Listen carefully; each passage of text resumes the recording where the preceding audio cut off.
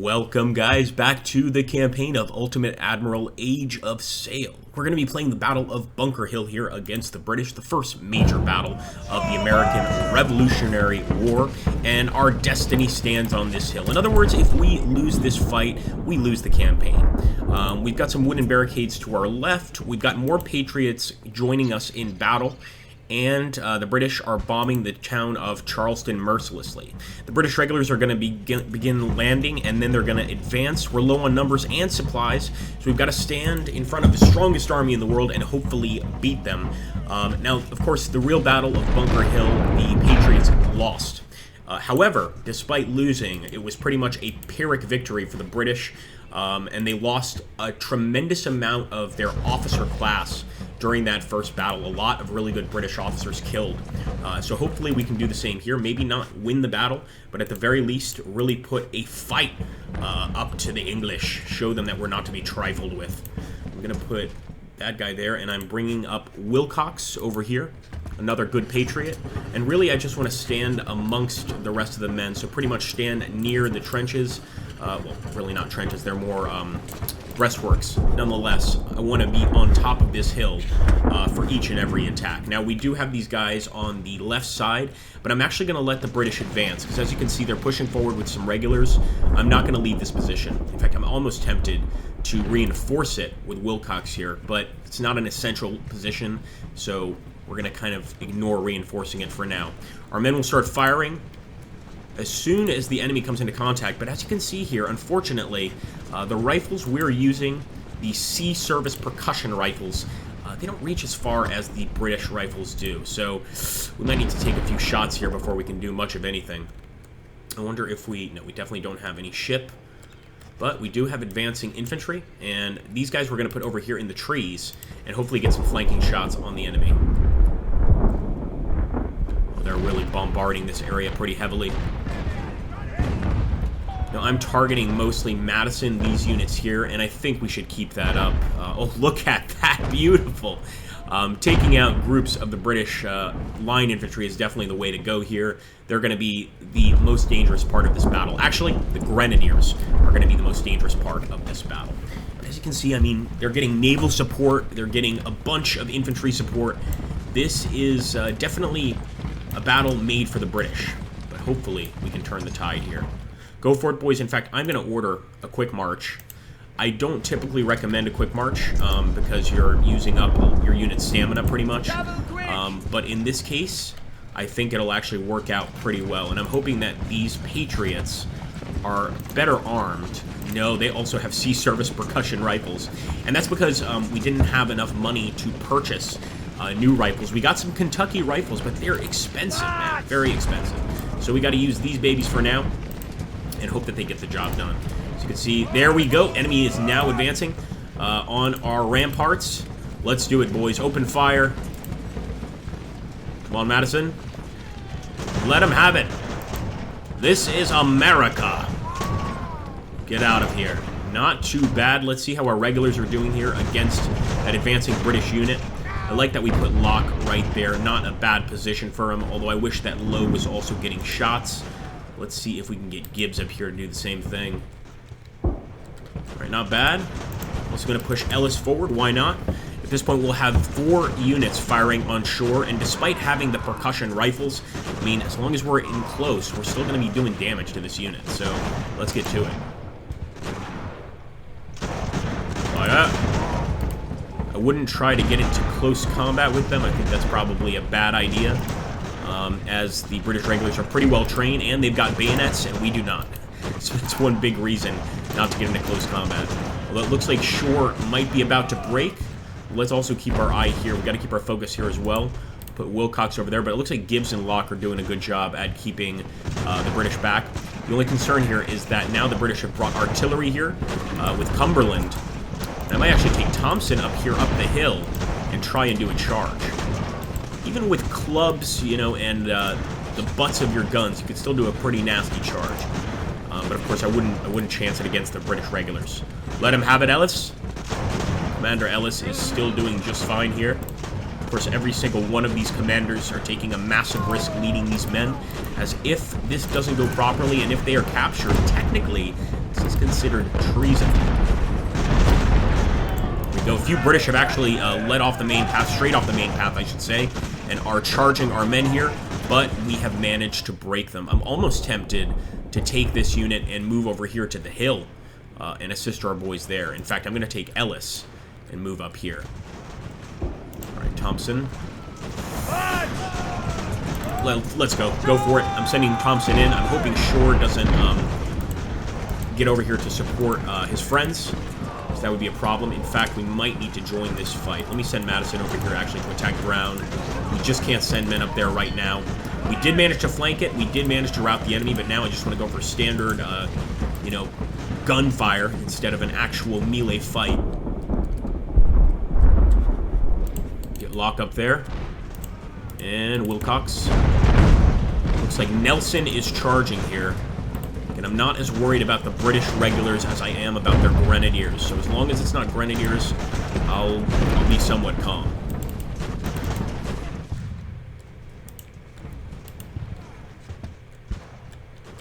Beautiful. Shore is breaking. I think we can also break Morgan here. But I'm going to keep Ellis on shore, and the rest of these boys will focus on Brown. I didn't realize, but this is actually a secondary position, so it's good that I didn't leave any units there. I really didn't notice that until just now. I thought that was just sort of a secondary defensive area, but we do have to hold that area as well. Let's go ahead and finish offshore here. If you don't surrender, we still consider you combatants, and we will return fire. Fortunately, it looks like Morgan's superior troops there have broken Thompson. Let's at least try to do as much damage to shore as possible before he retreats.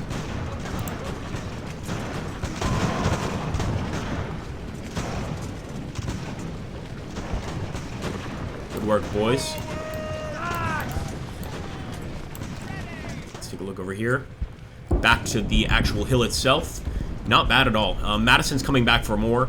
I think we've got more than enough rifles trained and ready to strike him and his men down. But I would imagine that at this point, the enemy's going to be sending in their grenadiers. And that's when things are going to get really complicated for us, folks.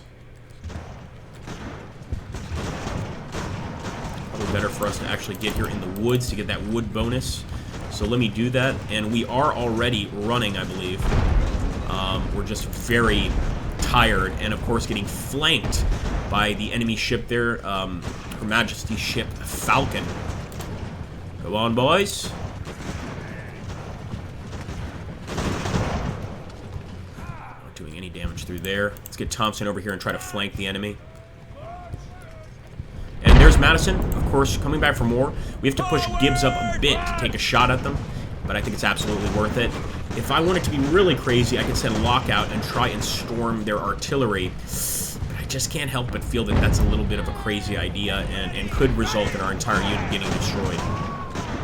Here we go, running low on ammo with our artillery. This is exactly what the British were hoping for, and of course we're not exactly in the best place to be receiving supplies. That's why the British have completely surrounded us, not just to get excellent shot and supporting fire for their infantry, but also to stop any supplies coming in to assist us. I think it's definitely a good move. I think I'm taking Gibbs and Locke over here to take out Hyde on the hill. Because we can also get a pretty good defensive position on top of the hill. Oh, never mind. Nah.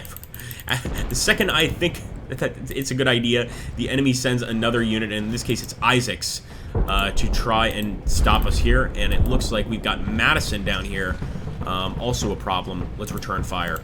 Yeah, there's no point in running out there to attack the enemy artillery. It just won't go well for us. Let's see if Madison can take these boys prisoner.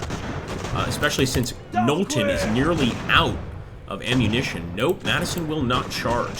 And I'm not sure if that's because of the lack of bayonets or simply because they don't think that they would accomplish much. But we'll let them keep firing. As long as they keep on causing British casualties, I'm okay with that.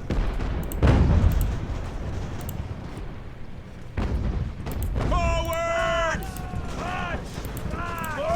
Let him have it.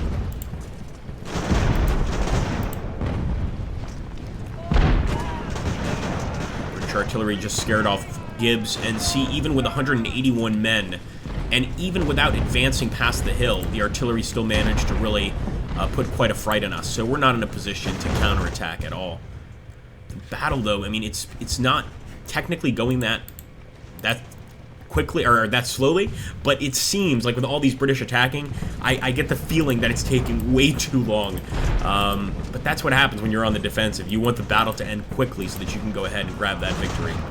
And again, with those percussion rifles, we're not doing much damage to the enemy unless we get up close and personal. Thankfully, we've got some intelligent artillery here using that canister shot ability. And I'm also going to run forward with Locke and his men. Let's get Gibbs over here. And it looks like Thompson and Nelson are in hand-to-hand combat. I'm almost certain Nelson will win this fight. Again, the British are far better, at least in the hand-to-hand combat sector. And, yep, sure enough. See, that was my concern there. 2 of our regiments surrendering. We do not need that, folks. Not at all. We can't get into close combat with the enemy. This is why the Grenadiers terrify me, because they are purely close combat troops. See, right there, managing to rout Wilcox. We'll push Gibbs up and stop that rout. Nonetheless, I mean, that just goes to show you how strong the enemy is here. Traitors and cowards, get back in your lines. Pretty sure once we walk over them, they become ours. Am I mistaken? There we go. Yeah. All right, 1 minute and 5 seconds, but that's more like 5, 6, or 7 minutes. Here in this game. Shore is all over the place. We have managed to rout him, and he did actually surrender. That's a rare moment of luck. So we're just going to have him retreat. And I like this, guys. Look at this update they did. Now the enemy no longer has their rifles when they retreat. They've now dropped their weapons, and they're just walking away. I really like that touch. That's pretty awesome, man. That really is quite awesome. I am going to try to get Ellis back on our side. Oh, wait a minute. So I'm going to charge over there where Ellis is. Oh, maybe not. Maybe not. We've got Morgan and, I can't read that second name, Talbot, attacking us here. You know what? Let me actually get back to the line.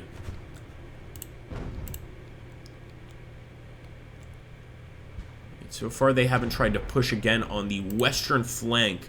But I'm starting to wonder if I should bring Prescott down over here to support these men. I don't know. Especially since, yeah, I'm going to. I brought Moore, but you know what? I'll put Prescott in Moore's place. Because they're absolutely going to need some support, especially since it looks like Brown is trying to actually assist his men and get a flank attack on our other infantry. It's going to be a charge.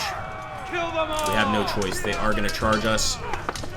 Just return fire, boys. Doesn't matter if you hit your own men.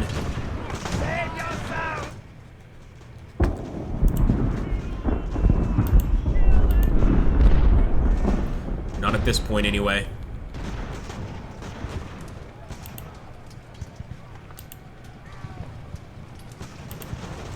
Let's get them on a run.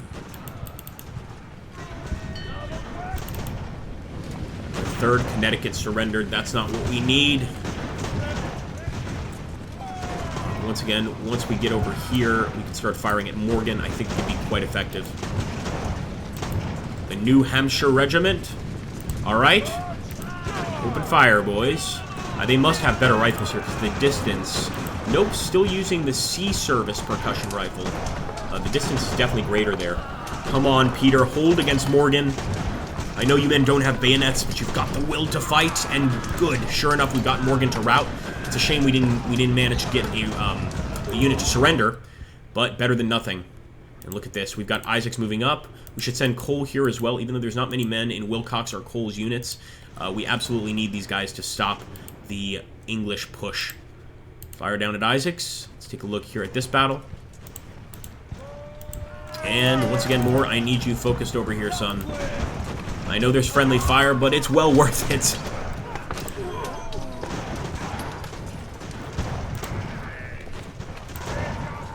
Unfortunately, that caused the rout on our side, but let's hope that with the continued fire here, we can break Talbot. A lot of redcoats down on the field here, but we need even more than that.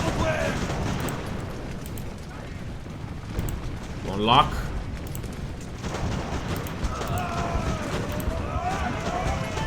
As far as I know, we haven't lost any officers yet. We've either been very lucky or I just haven't been paying attention closely enough. We're going to have to send this guy up. We'll have to send these guys up too. The British are pushing on our northern flank. Now, of course, keep in mind that the actual Battle of Bunker Hill itself was a defeat for the colonists. But I'd like to think that maybe, just maybe, we can change history here.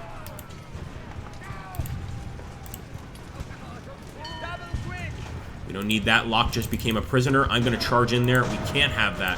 We can't have it. Let's charge. Looks like because of that, Wilcox was freed, incredibly. But we've got plenty of other units routing. Now we just need to hold this area under any circumstances to the very end of the battle. So I am getting Duvalier out of that position. Fortunately, the enemy has taken our position here. All we can do is keep on returning fire and hope for the absolute best.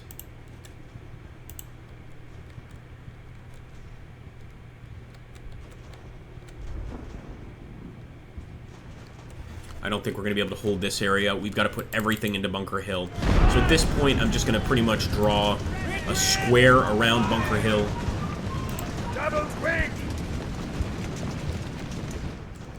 And really just try to hold out to the very end. I see no other course of action in this situation.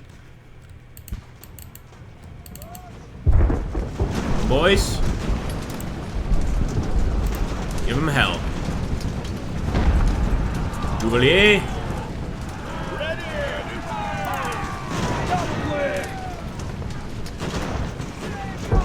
Alright, here we go, guys.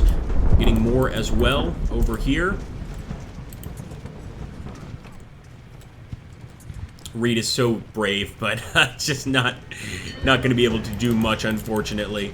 That left wing, of course, completely breaking down.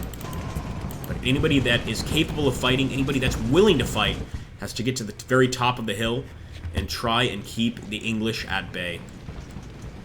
I'm going to have this guy facing southwards. Actually, I'll have him facing west. We can actually put this one unit on the barricades. Let's get more on the barricades here. As Nelson is coming up, these will assist a little bit. More than a little bit. Rifles at the ready.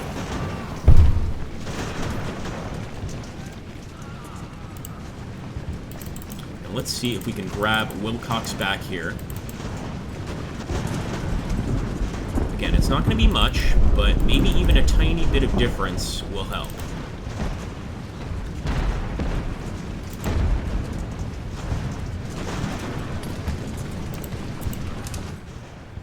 I don't understand. Has Wilcox become completely enraptured by the British? I think he has, and because of that, Locke is now in a bad position. We'll have Prescott facing this way, but we can't hold every single part of this hill, as you guys can imagine.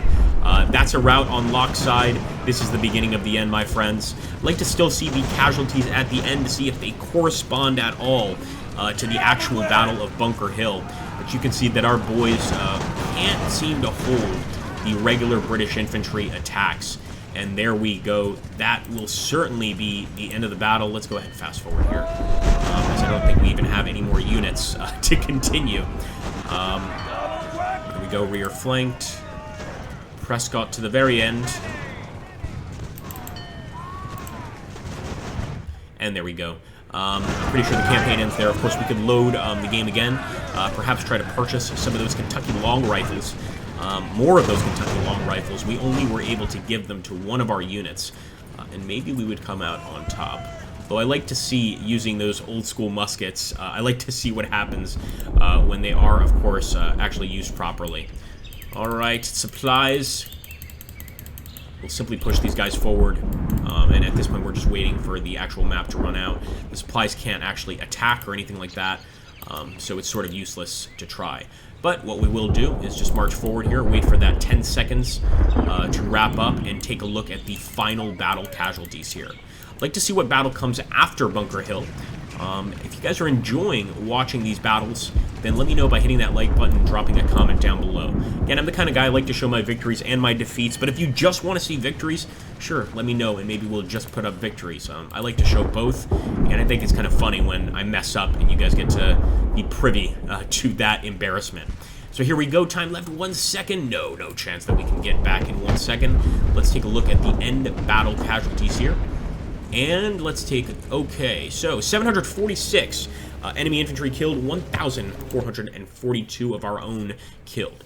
Quite a massive loss for wounded, a great majority, and that would be the defeat. That being said, guys, that was another look here at the American campaign, the Battle of Bunker Hill, and absolutely a really cool touch to the game. I want to jump back in, try it again, and move on to the next battle. Don't forget to hit that like button, and don't forget that we now have a merch store for Agrippa Maxentius. If you have any suggestions or you know, any merch that you want me to make, something that you, like a kind of t-shirt design you'd like, let me know down below, and we'll see if we can't do it. Catch you on the next one, folks.